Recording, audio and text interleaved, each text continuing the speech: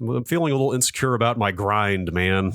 What you grind it? What are you grinding? You got like blade grinder, you got like burr grinder, you got like a mortar and pestle, you got a mill. What are you doing? Do people really use mortar and pestle to make coffee? God, I hope not, but I'm sure some asshole is. Actually, if you make Turkish coffee or let's see, there's other places they do that too, where you grind the coffee incredibly fine. Often you do that in a mortar and pestle. Wow, yeah. that's intense. We've got the OXO burr grinder that Wirecutter recommended. I know it's not some fancy Italian brand, but it seems to get the job done. Well, so the secret on burr grinders is that you don't need, like, the fact that it is a burr grinder is the important thing. For a really, really long time, my burr grinder was, I think, a Betty Crocker, or like it was like a grocery store brand burr grinder that you could get for like $35 in 1995. And I used that thing until the motor died. Like it was it was good. Like like the quality of the grinder matters a ton if you're doing espresso, because you want an even distribution of ground very sizes. Consistent granule size, right? But okay, that makes me feel a little bit better. Yeah, the mere act of burr grinding is enough. Before this, we had like a $30 Capresso, which we only stopped using because it was super loud and made a big mess. But it's less about the like consistency of the grind, and oh man, you're using that great mug that Fitz gave you. That thing's awesome. So it's, we're doing drip, but it's like a nice drip. It's a Bonavita, I believe. Those are great. It's like a pretty good percolator, I guess. But well, it's not a percolator. It's just a drip brewer. Yeah, a percolator is a whole different thing. A percolator heats the water up and it bubbles up from the bottom. Well, I guess a percolator is a different right, but it is percolating, right? Like isn't that? I don't know if it is percolating the act of moving water through sediment. Yes, I think it might be. That's what the coffee scientist man on YouTube said. So I'm going to go with it.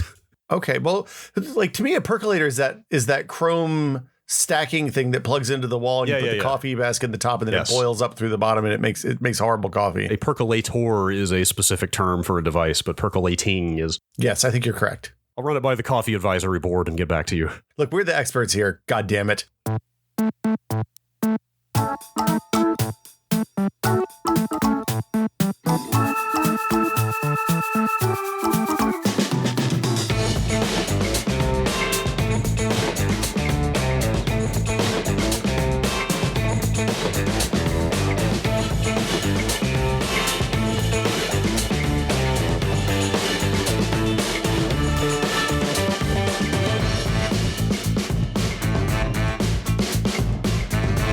Welcome to Brad and Will Made a Tech Pod. I'm Will. Brad, we're doing it again. We said we were never going to do another early morning recording, and yet here we are. I like early morning podcast I don't records. mind it. It's just that when I hear it back, I'm like, man, that sounds like a couple of sleepyheads that just rolled out of bed. You know what we don't do anymore is we don't explain what the show is anymore up front. That was the thing we did. We were like, this is the internet's #1 podcast about a single technology topic every week. It's because we've reached every person on planet Earth now. There's nobody out there who doesn't know what this podcast is, because they're all listening to it. We only got a 100,000th of 1% of people to sign up for the Patreon. I'm really disappointed. It's a pretty bad conversion rate. Yeah, if we had 7 billion reach and we only got I'm really happy with the number of people we have. But if we got 7 billion potential listeners out there, we've reached all of them. But like we maybe need to rethink things, Brad. We've got pretty bad ARPU around here. What are we going to talk about this week? What's on the agenda? We're talking about streaming video on the internet from your home, which is all I do these days. It turns out you are a pro streamer. It turns out. So. Yeah, me too. I have a friend who is a very successful, like, full-time streamer. Ooh. Who reached out to me at one point in the last few weeks and just said, like, it's like, hey, I'm really getting a kick out of watching you guys having to become streamers from home, like you really fast. So you're not all the way down the Twitch, like, hey, thanks for following XYZ 69 420, but we're not quite like and subscribe just yet.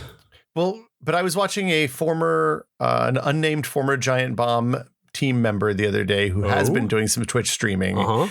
And it was fun watching him. Like, he was actively talking about, like, adjusting to the norms of the platform and talking to chat and things like that. That kind of like your traditional gaming site doesn't do while you're doing, like, if you're doing a live recording of Giant Bomb, you're maybe watching chat, but you're not like, we definitely don't having watch a conversation with sometimes we'll have like one person on a laptop, but like Yeah. By and large, it's a bad idea to see what people are saying about you while you're doing it. It depends on the size of your community, but yeah. Sure. But yeah, so this week we're going to talk about a little bit about how to get started streaming, some more advanced streaming stuff like how to do a 2-stream setup, and then we're going to get into this crazy project that you've been working on, the Frankencoder. Holy crap! I came up with that name as I was writing the show notes here, and it's pretty apt, I think, because it's basically assembling an encoding pipeline out of the body parts of various cadavers. Yeah, that sounds right. Just dig up those old open source projects and glue them all together. That is stuff's going to work. Quite literally what I am trying to do. I've had a lot of time while I was convalescing and couldn't really talk into microphones much.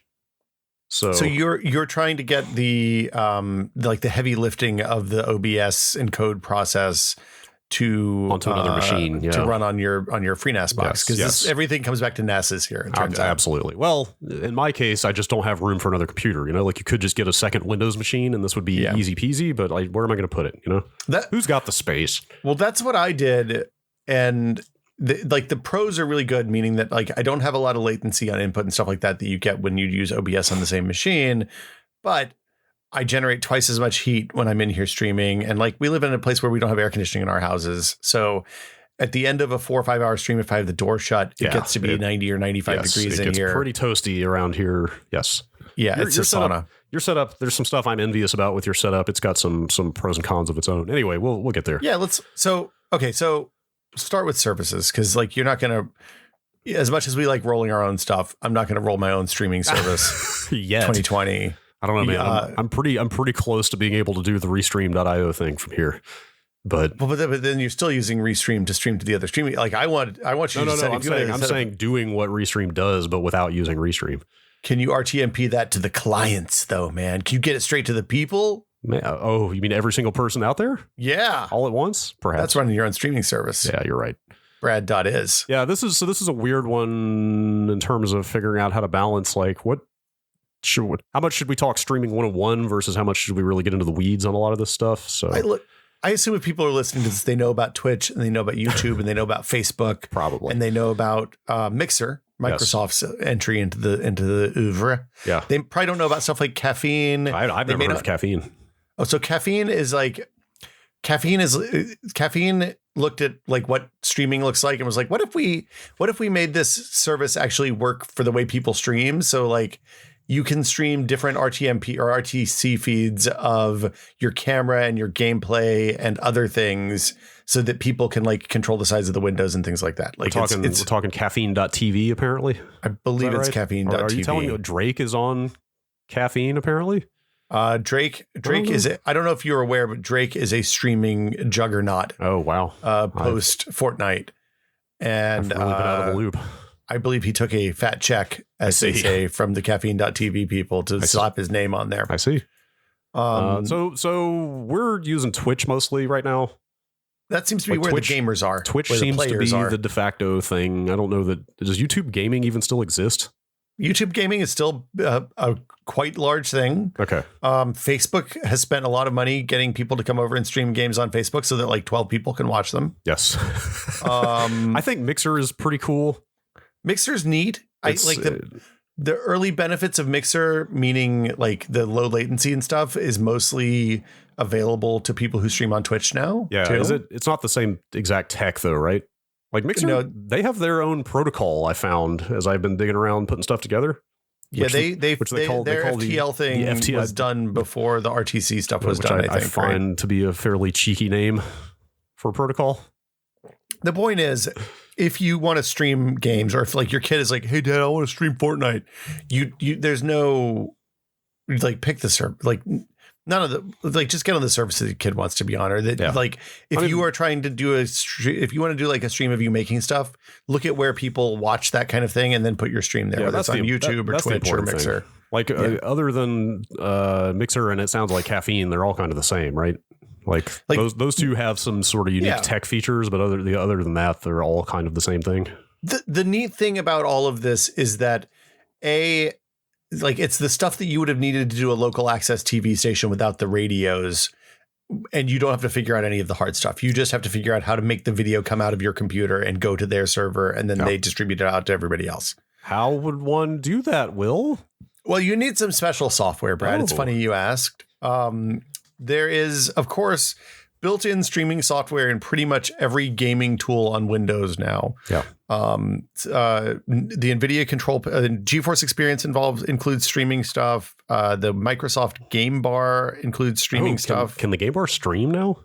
So look, there are 50 apps on my machine called Xbox right now for reasons that I don't need to explain. There are so many. One of them will stream. Oh, probably man. just to Mixer now, but maybe Twitch. I don't know. I didn't know the Game Bar's gotten kind of good actually in the last like 6 months or something. I haven't Like, had it's- Game Bar. Like Game Bar kinda disabled useful. is the first thing I do on a new PC. Yeah, I so I'll used to have do go that back too, and but it's look actually at got it. some. It's got some nice convenience controls in it. But anyway, Like that stuff is good. The stuff that's built into the PS4 and Xbox works to get your video out there. Once you reach a point where like people are paying money to watch your channel, which happens on different platforms in different ways, but basically usually you have to follow some sort of process, get a certain number of viewers, stream a certain number of days, stream for a certain number of total hours, and then they'll say, hey, we would like to make this a formal business relationship with you, customer. And once you reach that point, you want to probably think about switching to a more PC-based streaming setup like OBS, the Open Broadcasting System, or SLOBS, which is short for Streamlabs OBS, which is just a fork. A fork of because OBS is open source, so OBS is open source. Anybody could make their own OBS if they wanted. When there are other commercial tools like XSplit and vMix, I don't think we need to get into either. Like vMix basically lets you turn a PC with some capture cards and some dedicated hardware into like a TriCaster, TriCaster style. Like it's mixer box. It's getting into professional video production territory and is priced to match. Yeah, well, like that's not true actually, because like professional stuff, we're talking 5 figures easily for various software packages and hardware devices. But vMix is like a few hundred too. I think the most expensive license is like 1,200 or something like that. Yeah, and it comes with like a lot of people have bought vMix in the last 3 months because they're using it. Like NBC and places like that are using tools like vMix to route Skype calls and things like that into their production pipeline. I would love to give it a shot, but I don't think it's in our budget at the moment. There's a free version. Well, I believe it's a trial. I think they have a 90-day trial with all features enabled, but like I can't get up to speed on something and integrate it into my pipeline and then not and then have to be like, look at $1,200 to keep using the thing that you now love. Yeah. Right. Unless we decide that's something we really need.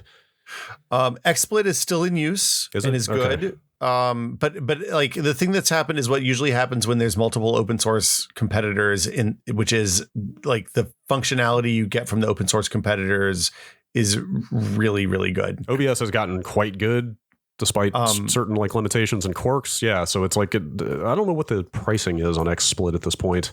Well, and the thing about slobs, especially, so usually when people ask for like, hey, what should I use to stream? Slobs smooths off a lot of the rough edges. Oh, and also, I still use stock OBS. I've never tried the Streamlabs one.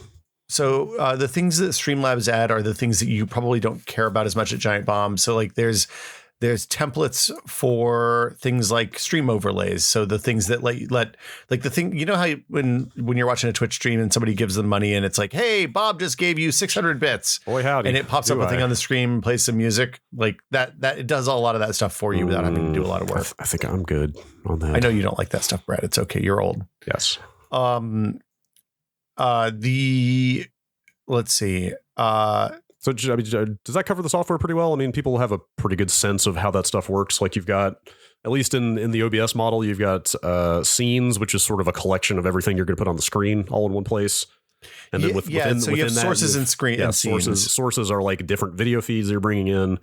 You might be cropping them or resizing them and moving them around the screen in certain arrangements. If you make like a 2D frame for your video, so like you want to put a little frame around your camera box, stuff like that, that's going to happen that's going to be a source in OBS. You can do like transition effects, fades and dissolves, and well, I guess that's the same thing. Cuts, you can use like custom videos, like stingers and bumpers to do transitions, stuff like that. So the thing to remember is that a source is an individual component, whether it's a camera or a UI element or microphone, one of the overlays or microphone input or something like that, or like a pre-roll video or like a music play. It's been a couple 3 years since I did a lot of streaming from home until all this started, and they've added a ton of different options for new things you can bring in. Like you can feed a VLC playlist in as a source now, and like play music in the background without having to like capture an application or something. That's how I do the pre-roll on my stream. So I have like a folder on my hard drive with clips that are interesting, and I have a VLC source that is just like play random videos from this folder, and it does the thing you want. The thing to know is that so sources and scenes are collections of sources. And for example, you would use those if you have like when I'm doing a building project and I want to have cameras on my cutting mat, I have one source for that. One scene for that. And then I have a scene for sitting in front of the computer playing games. And I have a scene for sitting in front of the computer not playing games. And I have scenes for like before the show starts, right? So like all that stuff is pre-set up, and you don't have to manually configure it each time you start the stream. Yeah. And you can set up a ton of hotkeys that are global, so you don't even have to be in the application. You can just hit your kind of 4-key combo to switch to whatever scene. That's it. Or you can use something like a Stream Deck to automate all that stuff. So you just hit a button and it switches the scenes for you. Yeah. Which I highly recommended. The codecs. Oh boy. Like now we're getting into it. So yeah, codecs mean the both converting up and down. Go ahead. Like the thing that everybody's using is H.264 because there's not HEVC or H.265 hardware acceleration for a lot of people, right? Yeah. You're still gonna melt a lot of devices trying to play that back, right? It's a lot more efficient. You're gonna get better. And trying to encode it too is the big problem. Yeah, it's more CPU overhead, right? To encode or no? I'm not clear on that. I know decoding it takes more CPU. H.265 is a lot more CPU to encode in my experience. Okay. I guess that partially depends on what kind of hardware acceleration you're working with, but that's really getting into the weeds. Anyway, right. H.264 is like what who knows, 10, 12, 15-year-old codec at this point. It's been around for a while. It started with Blu-ray is when it started going mainstream. So Blu-ray is 2007 or 2008 or something. 2005, 5, 6. Yeah, when did the Xbox 360 come out? Well, the PS3 came out in 06, and Blu-ray was on the market then. So yeah, so anyway, 05 or 06, it's kind of an old codec at this point, but it's still like the one that is the most widely supported. So that's what everybody uses. Yeah, and basically, so when you're streaming, everybody's like, I want to do 1080p 60, and that's great. 1080p 60 is terrific. This is a conversation we had at Whiskey a lot in the early days. Way more important than the resolution you stream at is the bandwidth, is the bit rate. Yeah. So you want to stream at the highest bit rate that your service allows. I think the cap for Twitch is like 6,000 or 8,000 bits per second. I believe it's 6 for just a generic channel that you go make right now, and I think it goes up to 8 when you're partnered, if I'm not mistaken. That's what I've been told. I'm going to look that up because I need to turn my bitrate up if that's the case. I didn't realize that. that is, I'm pretty sure that, I mean, I've been testing that it will accept 8 on our partner Giant Bomb channel. Oh, so Twitch is weird because they limit your ability to transcode if you go above the maximum rate. So I tried sending 1080p 60 at 10 megabits the other day just to see what it would do. And it accepted it, but it would only output at 720. Yeah, and the problem is a lot of people will then, like if you're on phones or have shitty connections, they'll only get the 12,000, whatever the bit rate you send is, because it won't run it through their through their stuff. Yeah. The other big choice, especially if you're streaming on one PC, is whether you use one of the hardware accelerated codecs. Yeah. Intel's QuickSync. And NVNC is the NVIDIA version. I can't remember what AMD's is called. Yeah, AMD has a name for theirs. It's apparently absolutely terrible. I've got if people really care about this stuff, I've got a great YouTube video that I picked up off of our Discord. Ooh. Thanks to Chapel for providing that. But it is the most exhaustive analysis that you could possibly imagine for the relative qualities of the different encoders out there. What's the TLDR? What if I don't want to watch the video? The TLDR is that NVInc, the NVIDIA encoder on the Turing cards, which are the RTX cards, obliterates everything else out there in terms of quality at a given bit rate. And performance. I guess performance too, just because those cards are so fast. NVInc on the previous NVIDIA cards is actually not terrible. I was under the impression it was pretty bad, but it seems fairly competitive with X264, which is the generic stock CPU encoder. So NVENC on the previous cards was fine for streaming and bad for archival stuff. So like if you were trying to munge Blu-rays down from Blu-ray bitrate to like a more web bitrate, you didn't want to use NVENC because you would get a lot of weird noise. The one upshot of this video I watched is that all these encoders are basically fine at a high enough bitrate. Like if well over 10.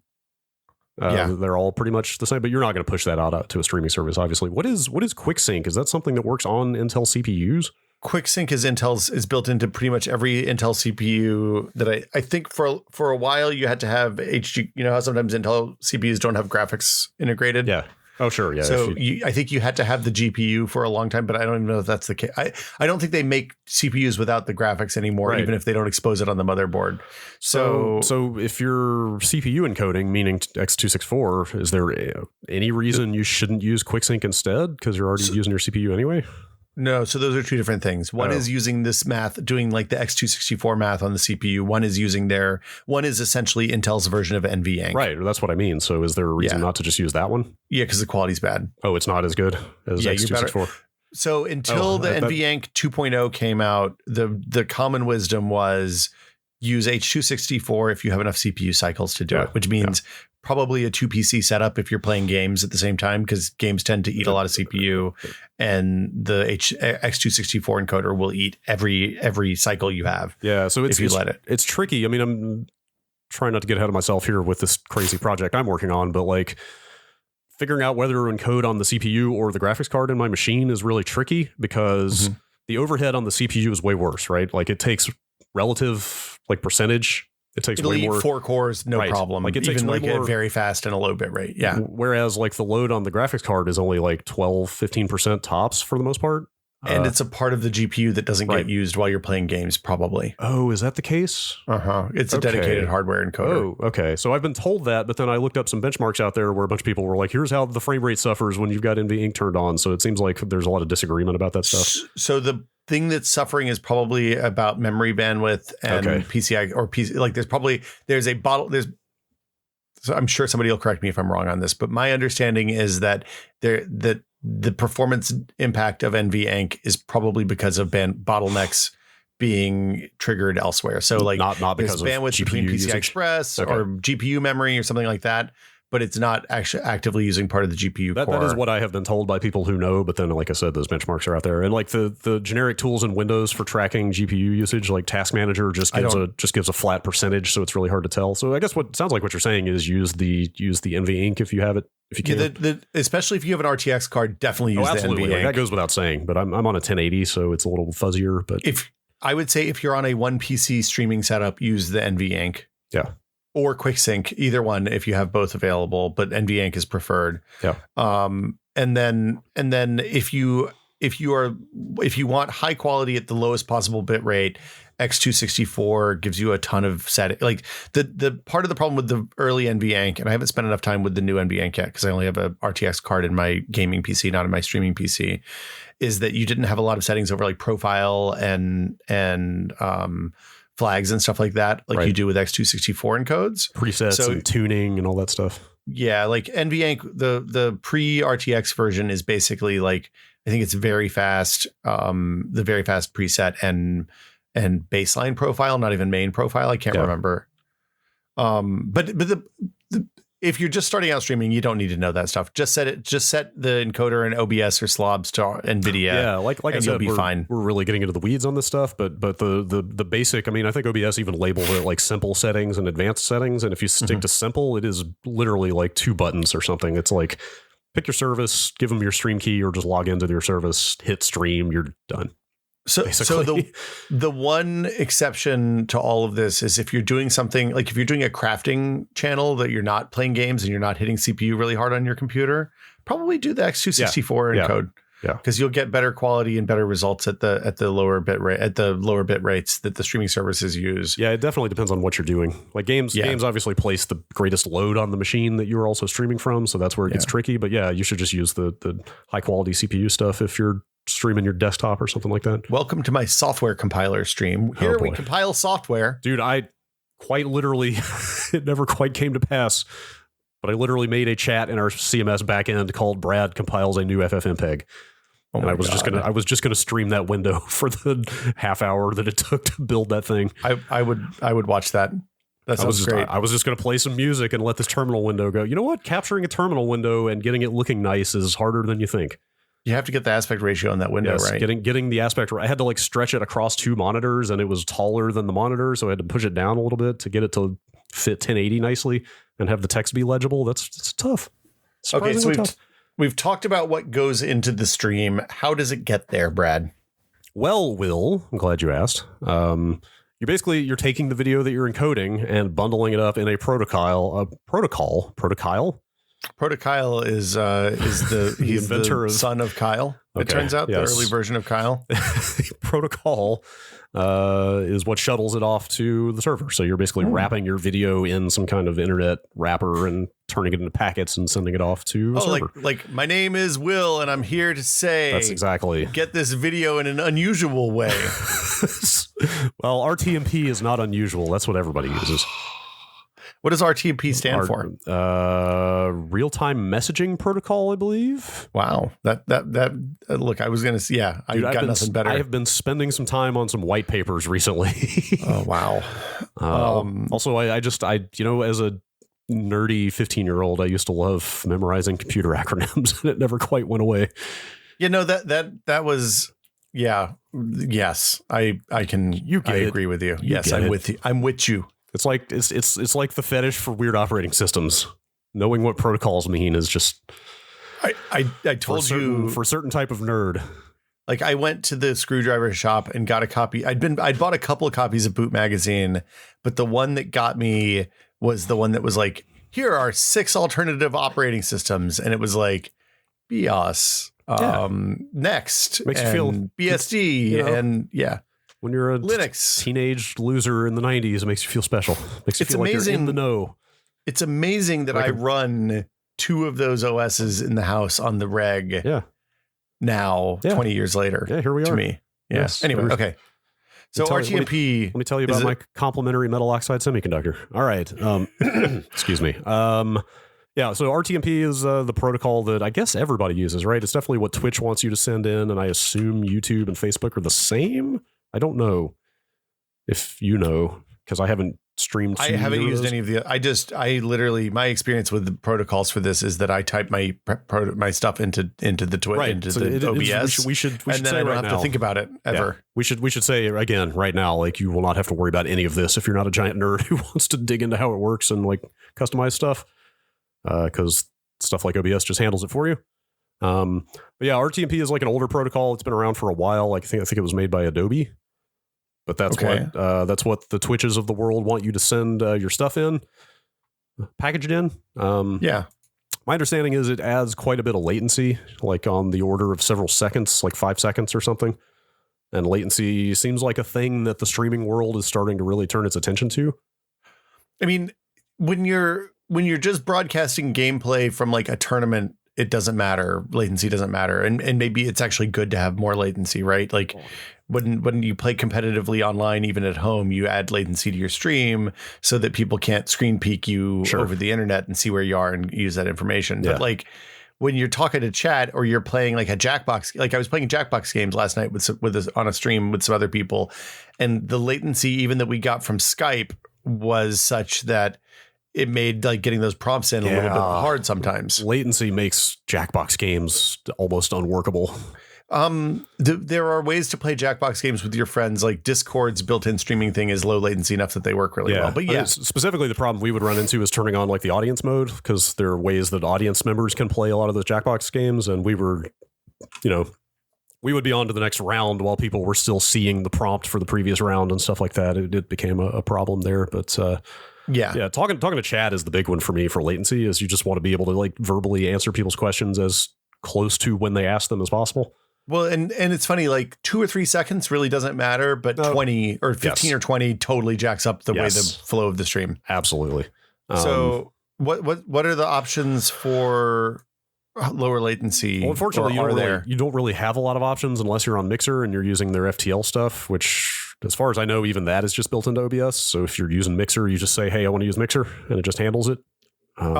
I know that for people who are partners or affiliates, which are their like business level, like the people that are making money on Twitch, they can do lower latency, Yes. but it's still in the like 2 to 5 milliseconds probably range. Not instant. It's not bad, but yeah, that is that just for partners? That's not for everybody yet. I think Twitch? that's for affiliates and partners, but I could be wrong. Okay. It may be for everybody now. I don't read streamingnews.de. I should check the dummy Twitch account that I just made for testing to see if it can do. That's a 3-day old account. If that 3-day old account has low latency, then everybody does. If you can find Brad's dummy Twitch account, I will give you a free subscription to the Patreon. All right. Challenge accepted. There are more modern protocols out there that most people don't need to worry about because you can't really use them for much right now because the major services don't accept them. But there's SRT. Okay. Which is Secure Reliable Transport, I believe. Oh, okay. Which is open source. It was made by some video company that I'm not familiar with, which aims to get latency down quite a bit. Okay. There's WebRTC. That's the video conferencing thing, right? Which is, I think, primarily it's for video conferencing right now, although I assume it can be used for anything. It actually, again, I've been spending some time on some white papers. It uses like some pretty old protocols underneath that are quite low latency from like the 90s. Do these protocols specify codecs and like transport layer? Are they like all UDP or are they TCP or both? We will get to that, man. Because I have discovered that you can kind of package any protocol inside any transport stream inside any it's pipes inside of pipes inside of pipes. Yo, dog, I heard you like pipes. Yes, we'll talk about it. But anyway, there are some newer options out there for lower latency streaming, but it seems like it's taking some time for the major services to adopt them. Yeah, it's shocking. I mean, there's a lot of infrastructure to build this stuff up on the back end, so it makes sense. Totally. At the scale that a Twitch is operating at, it's not like it takes a long time to steer an aircraft carrier, right? Yes. So let's talk about hardware and what you need to do, like your bog standard Twitch stream. The most important thing to get a good one of is a microphone. And in this case, good microphone means probably like the entry level is probably a Blue Snowball, which is like a $50 USB mic. Is the Snowball the one that is quite literally a ball, like a spherical on a stand? Yeah, it's a big spherical ball. You want to get a shock mount for it because if you do it on a stand and you're doing a keyboard, people will hear like you cannot constantly tapping. They will hear banging on your keyboard and all that stuff. You can't. You really can't put your mic on your desk right near your input devices. So you can do, you can get a nice shock mount for like $100. So the Snowball is $50. I would recommend going up to the next level up Snowball, which is a Yeti. They seem to last a lot longer. The Snowballs have like a 2-year lifespan in my experience. Whoa. And then what? Then they just kind of just stop working. They just fade away. Yeah, that's they're not terrible. Go ahead. I think it's the one that I had that died, the USB plug. Because of where it sticks out in the back, it's stressed in a weird spot. I see. So the USB connector just got janky. Sure. I am talking into a 5-year-old Blue Yeti right now. So yeah. And this thing has been plugged and unplugged countless times, and it seems to be holding up pretty well. Well, and you can get a Yeti's what, like $100, I think, is where they start. And you can get the XLR version for $2. Oh, I didn't know they made an XLR Yeti. Yeah, they make an one that's XLR and USB, so you can do both. Wow, I wish which I had is really one of those. convenient. That would be great. Oh well. Do you want to tell people what XLR is real fast? So XLR is an audio cable standard that basically it's wired in such a way that it eats interference so that you don't pick up as much noise from EM interference from the environment around you. Can be a problem with the cheaper mics and flimsy cheapo cables and stuff like that. I've even had interference problems with this Yeti, which is using USB, so it's a digital signal, but I've still had issues. Well, so one of the things that I found is that even if you, for example, like an LED backlit keyboard is really a noisy device electrically. So if I bring my mics too close to my backlit keyboard when the light's on, you can hear the hum from the keyboard. It is dealing with interference is infuriating. But the upshot of all this is that having a good microphone is going to make people will tolerate shitty video. They don't tolerate bad audio. Yes, that is absolutely true. So audio matters more than anything else. If you want to play console games, you need capture cards. Yeah. The consumer leader, which is kind of hard to find right now because they're out of stock, is Elgato. Yeah. The USB models. So the USB models are pretty good. They have more. So if you want to be able to play in a window on your computer, in my experience, the USB models are too high latency usually. Yes. Some of the newer ones are okay. The USB 3 ones are probably okay. I haven't used those personally. But like you can get an HD60S, which is a PCI Express card, for like $100. Oh, wow. Are they that cheap now? Yeah, they're not expensive because once the 4K ones came out, the price on the 1080p ones went way down. And sure. Realistically, even if you're playing, the only reason you would want a 4K capture card is if you were playing on like a PS4 Pro or Xbox Series X or Xbox One X and want to play games in 4K and shrink them down. So I've got I'm using a Magewell USB 3 device. I don't know if you're familiar with that company. Mm-hmm. They're not as widespread. It works okay. It does have a lot of latency, like you said, and it only does 1080. I've got an Elgato 4K card on the way. Okay. I'm interested to hear how it is. Yeah, it's I haven't ordered it. It's kind of in purchasing limbo right now, but it has a few advantages, I understand, besides being able to just capture 4K. Like I believe the newest model can, if I understand correctly, it can basically split what it's pulling in out as multiple quote unquote kind of capture devices in Windows. So you can do a quad? Yeah, because with like your cheapo capture solutions, you're taking that feed in and Windows can only do one thing with it at a time, right? Yeah. So like you can't have your webcam active in a Google Hangout and in OBS at the same time, for example. That makes sense. So this thing is sort of like multiplexing the feed that you're pulling in, so you can feed it into multiple applications at once. So it's got some other quality of life features like that besides the 4K. That's really, I mean, so that kind of stuff's really interesting. If you want to play games, especially games that are latency driven, like if you want to play something even like Spelunky, right, that requires precision on your controls, probably you want to put a splitter. Yeah.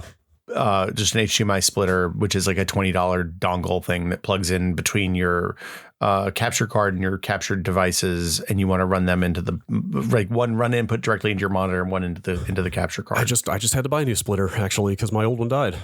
They live short, glorious lives. Yeah, it worked I didn't use it much, but I had it for about 5 years. I used it off and on a few times a year, and then it bought the farm.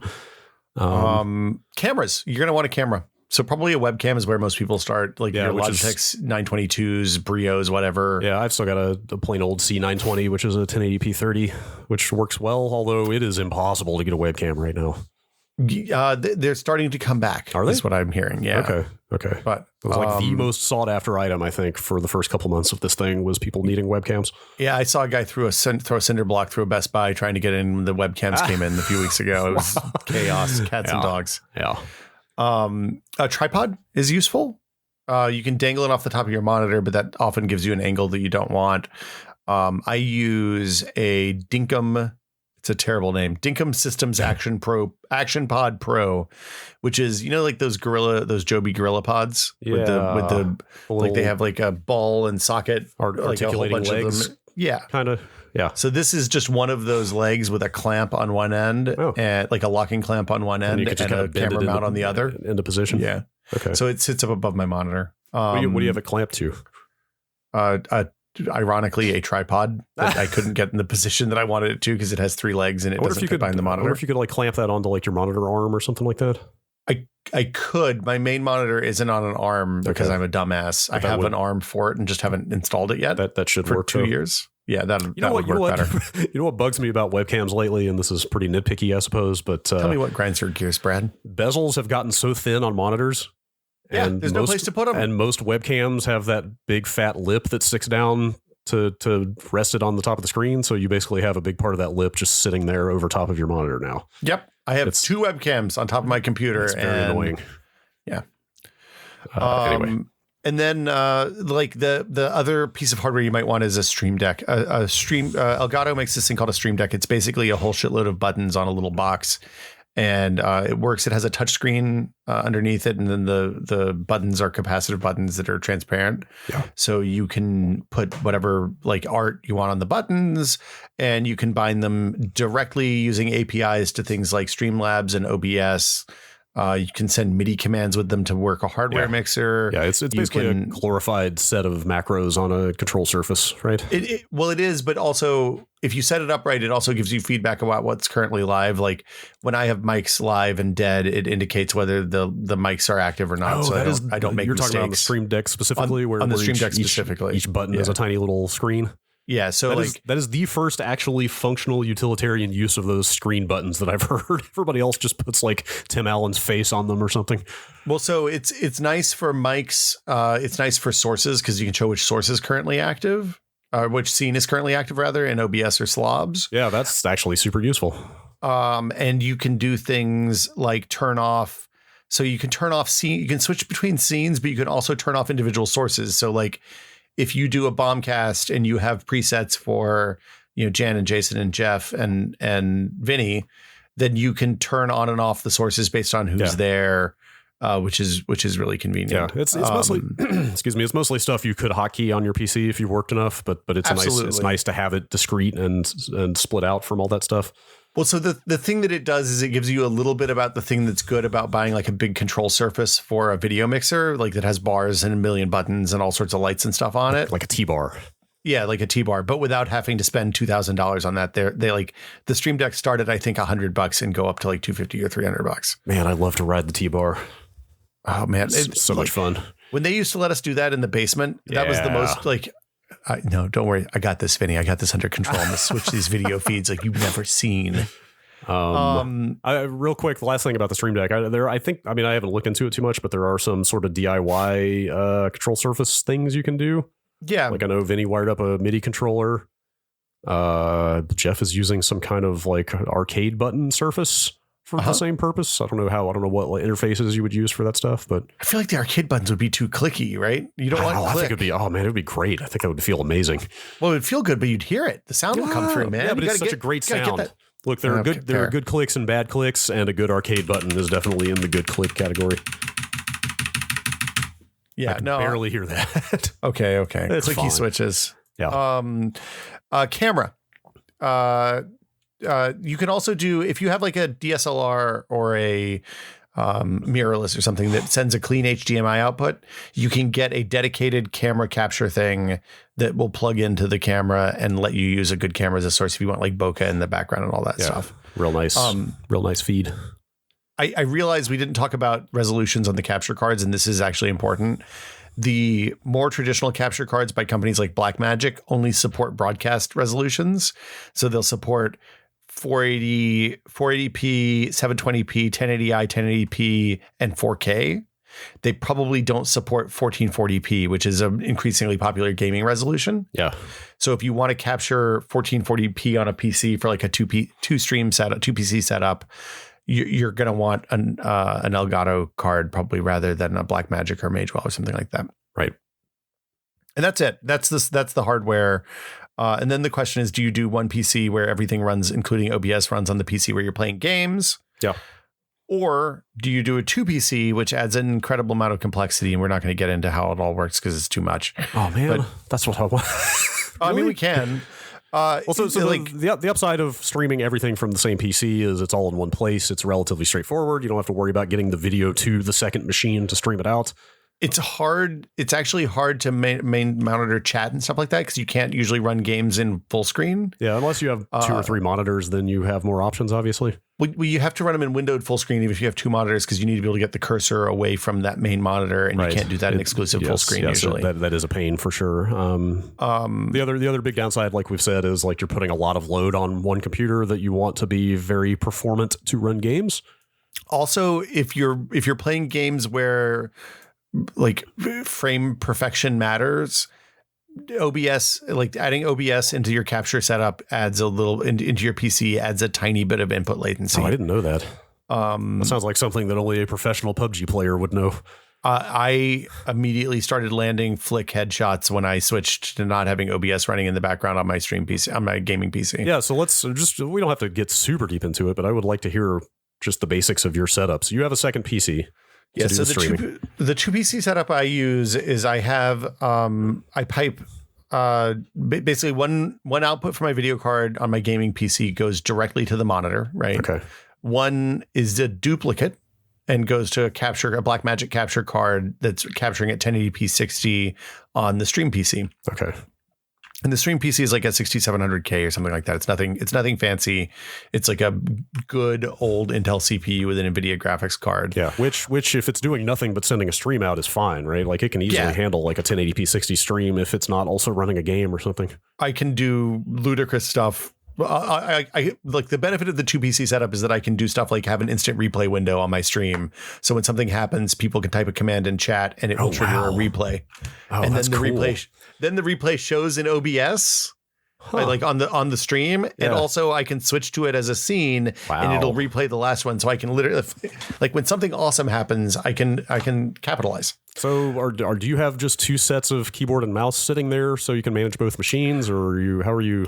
It's funny you ask that, Brad. I use a IO Gear USB switch, so it's not a KVM. It's an actual switch, like a physical switch. It's like physically changing connections. It physically changes the connections. It has like it's a little box that looks like a USB hub. It has 2 USB outs that go into one. It goes into each PC, and then like 4 USB A ports that I can plug whatever I want into. But for me, it's just keyboard and mouse. And there's a little tiny bit of latency, is like 300 milliseconds as the USB picks it up on either side when you switch. Yeah. But usually if I'm switching off of like the gaming PC onto the stream PC, it's between games or something like that. So it's no big deal. Sure. So, okay, getting video in is easy. You can pipe your audio streams across that HDMI output, right? Okay. So like you can say, carry my mixed audio from my gaming PC into the streaming PC and just use that as the source in OBS. Yeah. So you would just set that HDMI output as your audio device in OBS, basically? Yeah, pretty much. You can also use a piece of software called Voicemeeter. That's VoiceMeeter, which is like it's a DAW, a digital audio workflow device. Okay. Oh, I've been wondering what DAW stood for. I think it's workflow. I don't know. Somebody will correct me. But it's like a pipe. It's a series of pipes. It's a software mixer. So where a hardware mixer lets you take physical inputs, audio inputs, and pipe them through to different places and mix them at different levels and stuff like that. This does that in software. So you can, and it also provides virtual inputs that WDM and MME API audio apps can talk to. So when you install Voicemeeter Banana, there's 3 versions. There's Voicemeeter Banana, and Voicemeeter Potato. They all work more or less the same, but they have different levels of inputs and outputs available to the user. And obviously, the one with more inputs and outputs uses way more CPU than the ones that has 2 inputs and outputs. Yeah. Basically, with this, you'll get a couple of virtual inputs and a couple of virtual outputs. So you can do things like have your physical microphone connect to one input in Voicemeeter, and then send that out to virtual outputs without having like game sound, so that Discord just gets your microphone, but everything thinks it has exclusive access to the hardware. Yeah. It sounds incredibly useful. I find it a little imposing. I've never installed it because it seems like just the general setup would take a while. And also, most people I know that use it kind of both. Everybody has a love-hate. Yes. They both Voicemeeter. They both swear by it and also sort of curse its name at the same time. It lets you do incredible things like for example, if you're playing multiplayer games with people on Discord, you have 4 audio inputs, right? You have the people talking on Discord, you have your microphone, you have the game, and then you probably have like overlays and stuff like alerts and stuff like that play on your stream to let people know that people have followed or donated or whatever. When Voicemeeter lets you control the level of those independently from one place. So like you can adjust and you can duck and all that stuff based on like what input is what, and it ends up being incredibly convenient. That said, it's not better. Like an actual physical mixer is better and easier in a lot of ways. And I just switched to one because I was tired of Voicemeeter. Voicemeeter, when you spike CPU, does weird things and sometimes can crash your audio interface and stuff like that. So it's not a great thing to run on a gaming PC unless you have like six or more cores. Yeah. You just decided to get that Behringer instead. I got a Behringer. Also worth mentioning, Voicemeeter will let you pipe the audio over the network with like 100 milliseconds of latency. No. So you can take any of the buses in Voicemeter and say, hey, send this over the network to another computer. Oh, that's handy. And it will ingest it, which is how like that lets you do things like have independent audio for all of these things, independent channels for all of your inputs so that you can adjust everything individually. Yeah. I just wanted to point out very quickly that I've finally realized the reason that I think Behringer sounds like military hardware. Is it because it is military hardware? No. It's because there's of Tom. a shotgun. It's because of Tom Behringer. Anyway. Yeah, that reads. Yeah, right? So what's the story on the Frankencoder, Brad? Oh my God, here we go. Do we have time to get into it, or do we need to come back later? No, we could get into it. Okay. Except now I'm a little intimidated about talking through all this nonsense. It's been slowly agitating me over the course of this podcast. Just to be clear, this is a project that most people. Nobody should do this. I don't think nobody should. I think the thing you're doing is interesting. So what you're trying to do is build a box, like a black box, so you can pipe an RTMP feed into. Yes. Well, so there are a couple of weird specific concerns that I have that most people wouldn't have. Okay. So I've got the NAS over there in the corner. So That's me in the corner. Right. The biggest concern I have is that it's a headless machine, right? It has no graphics card. It has no monitor. So I need to get video into it in a way that doesn't need either of those things, right? Like if it was another Windows machine with another monitor, this would be brainless. Like it would take 20 minutes to set up. You can just do an OBS, I think, right? Well, you would do it in OBS and you would use a protocol called NDI, which is made by NewTek, the TriCaster people, which sometimes feels like magic to me. So you can use. I did a 2 PC stream with NDI before I got the capture cards to support it. Yeah, let's walk back to. There was one more thing I was going to ask about your setup. So, like the big upside of your setup is because you're sending it out over HDMI. There's like no load on your PC, right? Like you said, there's no latency from OBS. There's no CPU overhead from encoding a stream.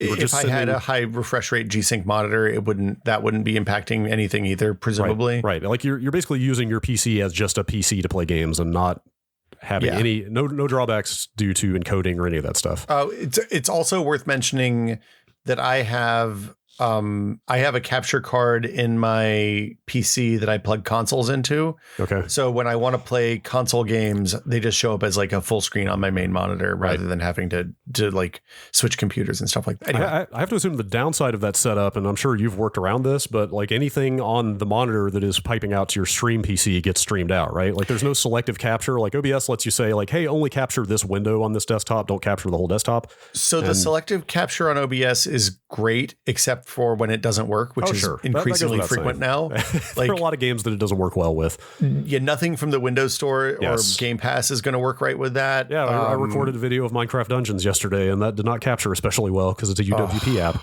You got to capture full screen. Yes, I should have done. But so that's the thing. Like, I get why your setup is super useful, but I would not trust myself to not accidentally alt tab to my inbox or something like that. And like again, anything that shows up on that monitor is just going to get streamed right out.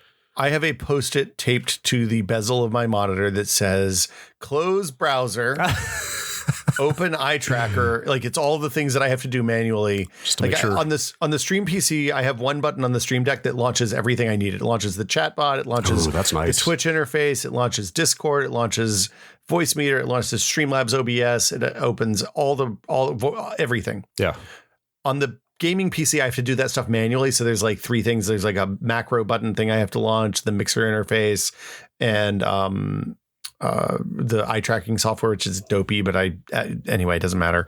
And like on that list is close your email, dumbass, because I have streamed my inbox a couple of times. Yes. I have a button on the main screen of the Stream Deck that is like live, desktop feed that I can turn on and off very quickly. So I admire your setup and I want something like that, but that would be a huge point of anxiety for me.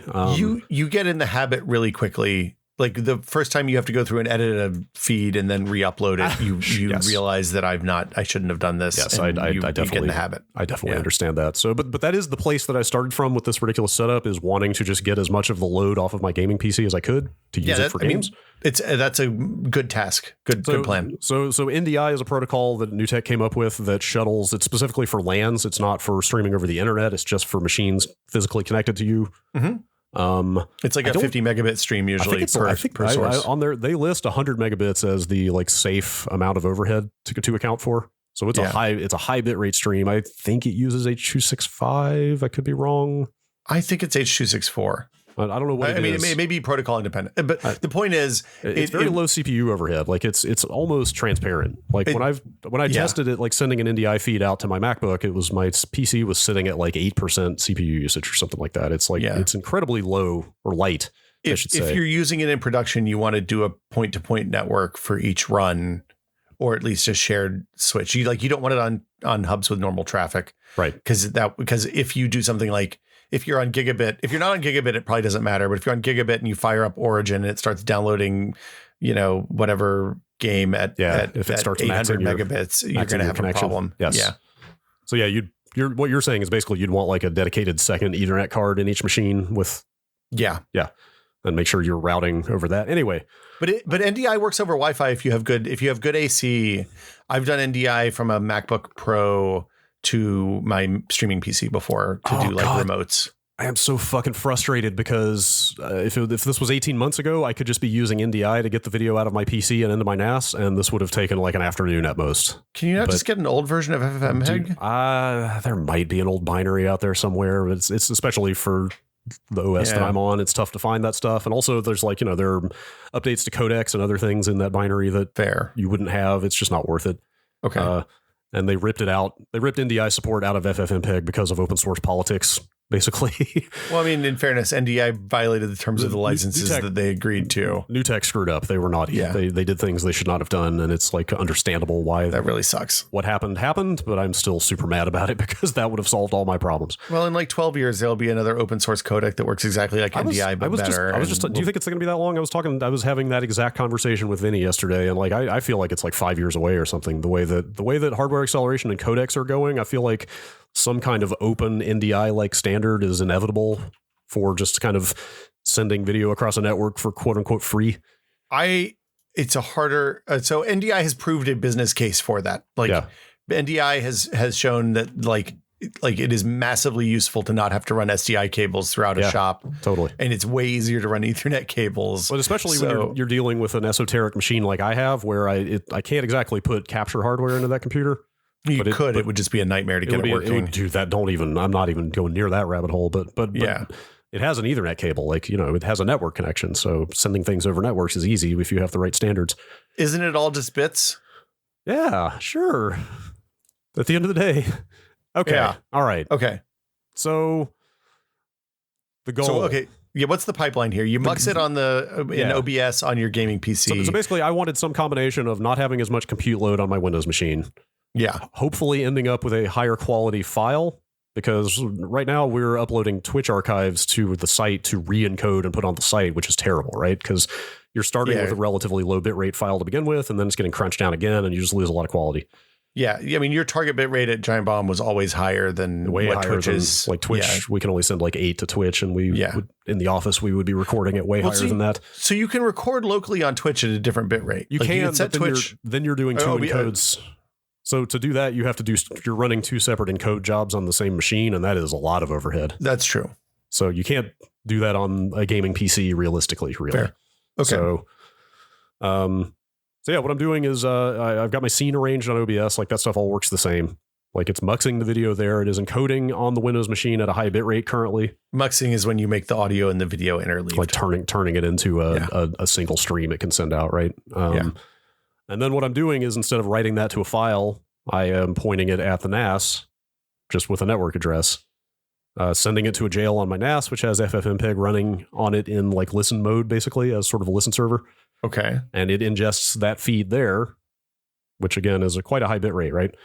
So it takes that feed in and it both writes it out directly to file. So you're getting just a nice like MKV of the original stream at a high bit rate. And it also runs a separate job that encodes it down to the Twitch standards, which is like 8 megabits.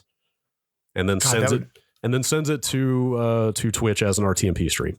Boy, if you get this working, I might actually use this. It works. Fuck, man. God, I have spent dozens of hours troubleshooting shit with this over the last couple weeks.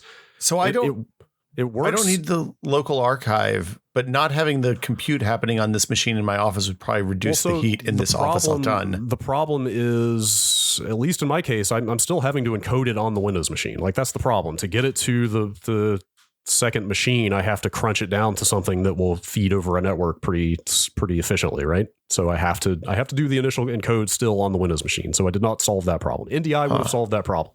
Yeah. But I can't use NDI. So that's what brought me to the thing about like, should I encode on the GPU? Should I use the CPU? Because the GPU is way more efficient, but I need it to play games, et cetera, et cetera. You should do the GPU. Yeah, so it sounds like GPU is the way to go. So I'm definitely going to do that. But anyway, I can help you with bitrate and stuff on X264. It's possible you can get the bitrate high enough on X264 that it's hardly doing any CPU work at all. So that's, like the way that CPU usage scales with bitrate is a little bit of a black box to me. It's not the way you'd think it is. In order to get a lower bitrate at the same quality level, your CPU usage goes way up. Yeah, so it's almost an inverse relationship, right? Like the lower the bitrate, the higher the CPU. That's exactly it. But practically in experience, what I've seen is pretty high CPU usage even at high bit rates. So I don't know what is behind that. It may be that you're using it for something they didn't anticipate, and you can't get the settings to where you want them to be. It is possible. That stuff is just an arcane. Holy shit, man! What a rabbit hole. I would think you'd want the CPU usage to be on ultra or something like that. Like instead of very fast, which is the default for most people, you want it to be on like ultra fast or something like that. Because if you're at a super high bit rate, you don't need to crunch the code as hard, right? Oh, I didn't even think about that. Oh yeah. So if you flip that flag, that's going to bring your CPU utilization way down at like a 50 megabit or 100 megabit. So I've been trying between like 40 and 60 megabits over my network, because why not? Because it's just a local network, and it's going to a machine that has terabytes of free space, so I can just write that giant file right out. So the downside of this approach is you're going to add a ton of latency, because you're going to add latency on the OBS encode, and then again on the So this works. Like I've streamed successfully to Twitch and had an archive file come out. Like it is working to purpose. Okay. That is basically the last major speed bump, is that I'm currently, the best latency I've gotten to Twitch is around 7 to 8 seconds. I don't think you're going to get better than that. Yeah, but I could be wrong. That is my fear. So like even NDI adds a good 300, 400 milliseconds of latency in my experience. Right. So I need to come up with a way to test what the latency specifically is between the initial Windows encode and the receiving on the box before it streams out to Twitch. Like, I can ping that machine, but that's a different protocol. I'm not going to get it. So you can connect, pipe the output of the FFmpeg into a VLC window and then capture the VLC window. I would have to reverse the process and do that from the headless NAS to the Windows machine to actually see that output. Yeah. So if you put up a clock with a seconds hand on your screen overlay. Yes. And then you capture that, and you send that to that and send it back, and you capture a VLC window at the same time. You'll see exactly what the latency is. That's too much. But does that separate out the latency? Because I need to know what the latency is between Windows and NAS, and cut out the latency from NAS to Twitch. I don't know about that. Like, I need to know how much of that 8 seconds is happening on my LAN and how much is happening as it goes mostly out on Twitch. Yeah, that's my what guess I assume. My guess is you're getting half a second on the LAN, and then another half a second to 2 seconds on the encode. I feel like we've probably lost like 75% of the audience at this point. But a lot of the time I've spent over the last week and a half fighting with this is trying different protocols, sending the video across the network, and that's what made me realize, like, any video can kind of be packaged in any kind of container and then in any kind of protocol, right? It's up to the endpoints what they speak, right? Totally. Yes, absolutely. But in a case where I'm using a really robust tool like FFmpeg that can kind of accept anything, I'm basically I'm packaging a video that is H.264, and I've tried FLAC and AAC for audio, packaging that in different types of transport containers like FLV or MPEG TS. And then you package that in a range of protocols from UDP to TCP to SRT. Like, I've tried all these different protocols. I know this is this is an offensive level of detail. I'm sorry. I'll be impressed. I'm impressed you've gotten this to work. It works. Like I said, it smoothly. I've gotten it to smoothly stream to Twitch. It's just that latency that I'm trying to optimize as much as I can. I wonder how much, like, I wonder if I ran this in my garage, how much my CPU overhead would go down. How much my heat here would go down. I could show you how I've done it, because I would love to have another data point on somebody else's LAN and machine setup to see what your latency is like. I hope that this is going to be a FreeNAS forum post at some point in the future. I mean, I fully intend to do a little video on Giant Bomb showing how this works at some point. It's just not where I need it to be yet. Although it kind of is. Like, if I can't get that latency down much more, then it does exactly what I want, where it's sending Twitch appropriate quality to Twitch, and then I'm also getting this nice high quality file that I can upload straight to the site. Yeah, that's really cool. It's nice, and like I said, FFmpeg supports multiple outputs or a kind of a pseudo mixer sort of thing. Yeah. So I can actually send that same encode to Twitch, YouTube, Facebook, like whatever. You can that, as far as I understand, I haven't tried it yet, is only constrained by your upload, by your upstream bandwidth. So you can just send that same, you can kind of multiplex that same feed out to all those different streaming services at once. Be your own restream.io. I don't know if I'll bother with that stuff, but the main thing was I just wanted to get CPU usage down on my main computer so I could play games on it instead. Yeah, dude, that makes a ton of sense. It seems like it's working. So it sounds like I should be using the video card encode there. I would, I think CPU ultra-fast might be faster than the video card encode, but you should test them both. You're right. I'm totally going to give that a shot. That's a good call. Yeah. This has been a lot. You've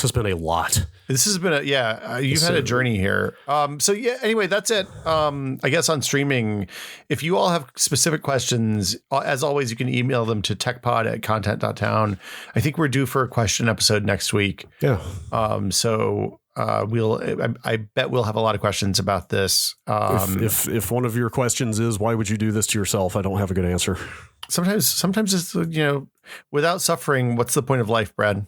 That's true. That's I've learned a tremendous amount through this whole process about a bunch of different topics that I didn't know a lot about before. And I'd have to say a big thank you to some people on our Discord for their generous time and expertise helping me build the BSD port of FFmpeg with SRT support enabled.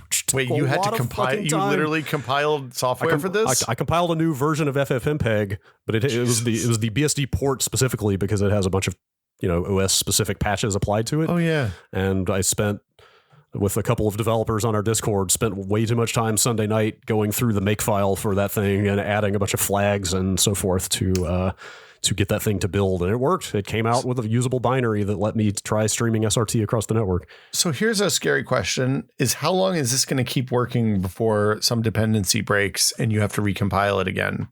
Well, I'm probably not going to use SRT because it has not helped with the latency problem. Like, the difference in latency between SRT and, like, I've literally just using a straight up TCP connection to send the video, and the latency is about the same. Well, TCP on a LAN should be fine because it's a LAN, right? Like those machines are plugged into the same switch. Like, they're separated by a dozen feet of Ethernet cable. The short version of why TCP and UDP are different is that TCP expects the receiver, to say, "Hey, I got this." Yes, there's a handshake. And UDP just is like a fire hose. UDP just sprays packets and doesn't care where they go or if they even get there in the first place. It just keeps spraying. A bucket on one end and a hose on the other, and let God sort out the mess. UDP is like that drunk asshole at the bar who just pees all over the toilet seat and doesn't care. He just sprays it everywhere. I hate that guy. Drunken packets, man. Yeah. So yeah, I think that's it. The downside of your thing is that you can't do overlays, but if you're running them on OBS on your local machine, it should be fine. Anything that comes out of OBS is fine. Like, it literally, I can't. There's nothing I can't do with the old setup and the new setup. Like, it's pretty exciting. I'm gonna. That's a hot tip about the lower CPU encode at a higher bit rate.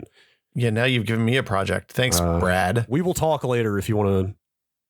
If you sure you want to tumble down this rabbit hole, we can talk. Or you can just watch that video that I will eventually make. On the very short project update note, I figured out that my Home Assistant problem that we talked about a little bit last week isn't related to my network, but it's related to the NAS. So we're making progress. Good. Yeah. Just take an axe to the NAS. It's a BSD problem, it seems like. Anyway, dude, we got to switch to Linux. I need like $1,000 worth of hard drives before I can maybe. Well, I mean, I guess I could mount I'm worried about mounting. The ZFS pool should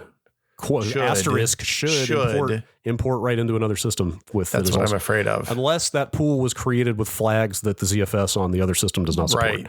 Yeah, and you know how I'm going to find that out? by going trying through to do a it. whole process. But but the pool is OS agnostic. You could literally boot like an Ubuntu Live USB stick and try it. I believe. I think the USB version. The USB version may not have CFS support, but like there are non-destructive ways for you to test that and see if it works. Oh God. Okay. We have a laundry list of things to talk about.